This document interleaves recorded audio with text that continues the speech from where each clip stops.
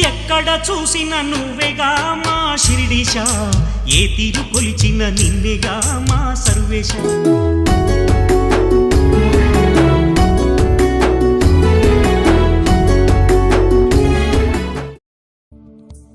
మన జీవితంలో ఎన్నో విషయాలు జరుగుతున్నాయి, ఎన్నెన్నో అద్భుతాలు సంఘటనలు చోటు చేసుకుంటున్నాయి. కానీ వాటన్నిటిలోనూ మనం భగవంతుని ఉనికిని, ఆయన అదృశ్య అభయాస్తాన్ని గమనించడం లేదు. అంతా మనది అని అహంకారం పడుతున్నాం.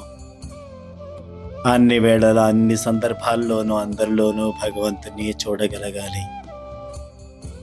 అప్పుడంతా భగవంతుని దయ వలనే అనే భావన కలుగుతుంది. దీనికోసం మనసుపై అదుపు ఉండాలి.